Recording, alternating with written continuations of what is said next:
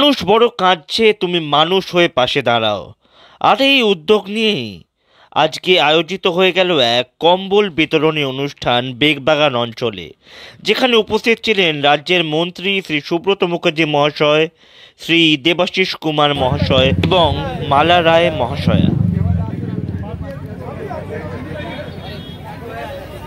দেখুন, আমরা এখানে ব্ল্যাঙ্কেট ডিস্ট্রিবিউশন করতে সবাই এসেছি। খুব বেশি বক্তৃতা করার জায়গা এটা নয়, বেশি দিনের বাকি নেই। যখন ব্ল্যাঙ্কেট থাকবে না, কিছু থাকবে, বক্তৃতাই থাকবে, সেই সময় চলে এসছে। কিছুদিন পরে আমরা বলবো, আপনারা শুনবেন। আর শুধু এইটুকুনি আমরা বলি, আমরা যে যেখানেই যাই করি মনে রাখবেন, এই যে ফারুক সুব্রত দ্বারা আমরা এসেছি এই ব্ল্যাঙ্কেট দিতে, এই ব্ল্যাঙ্কেট কিন্তু যার निर्देश हुआ होता है तार नाम ममता बंदोपाध्याय।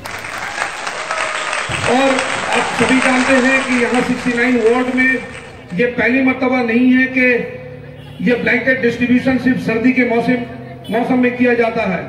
यहाँ के लोग और यहाँ जो पार्टी करने वाले हैं वो सिर्फ मिचिल और मीटिंग नहीं, साथ साथ लोगों के साथ लोगों के पास जुड़े रहते हैं। और हर साल की तरह इस साल भी इन्होंने ये एहतमाम किया है ब्लैंकेट डिस्ट्रीब्यूशन का। और हमेशा से देखा गया है कि ईद के मौके पर साड़ी लुंगी का भी डिस्ट्रीब्यूशन यहाँ पर होता रहता है, पूजा के वक्त भी यहाँ पर डिस्ट्रीब्यूशन होता रहता है। और आप लोगों ने देखा है कि जिस तरह दक्षिण कोलकाता जिला तृणमूल कांग्रेस सभापति देवाशीष कुमार, अभी जो वक्त है बोलते हैं कि और हम क्या আপনারা এই অঞ্চলের মানুষরা দেখছেন যে আমরা 365 দিন আমরা কিন্তু খালি মিছিল মিটিং করছি না, আমরা আমাদের দলের কর্মীরা সোশ্যাল ওয়ার্কও করছে।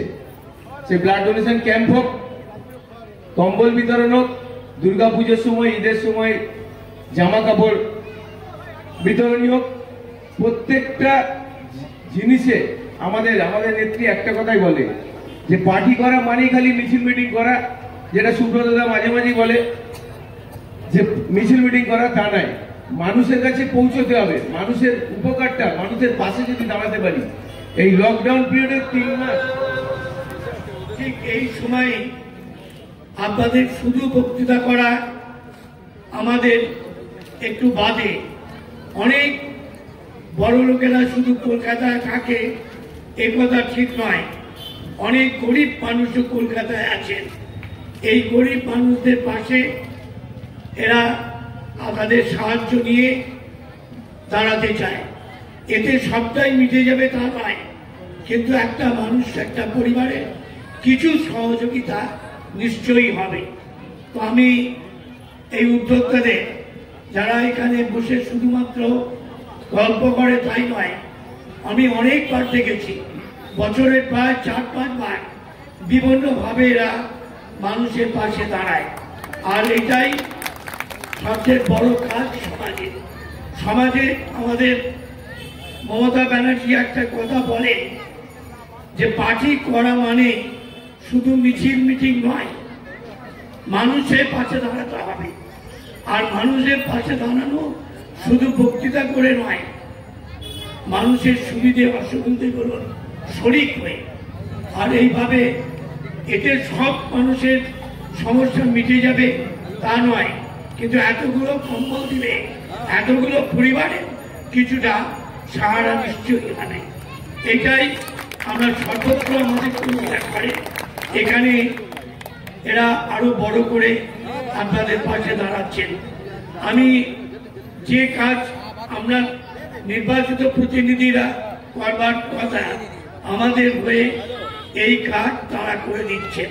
আমি ব্যক্তিগতভাবে তাদের কাছে আমার কৃতজ্ঞতা। কম্বল বিতরণের অনুষ্ঠান শেষ করে সারাদিন বাংলার মুখোমুখি হলেন শ্রীমতী মালা রায় এবং শ্রী সুব্রত মুখার্জি মহাশয়। তৃণমূল শুধু মানুষের কাজ করে। তৃণমূলের আমরা মনে করি শুধুমাত্র রাজনীতিটাই মূল লক্ষ্য নয়, সমাজসেবার মধ্য দিয়ে মানুষের কাছে পৌঁছে যায় তৃণমূল। সারা বছর যে জনপ্রতিনিধি থেকে শুরু করে আমাদের কর্মী ভাই বোনেরা সবাই মানুষের পাশে থাকে, ঝড় ঝঞ্ঝা শব্দে।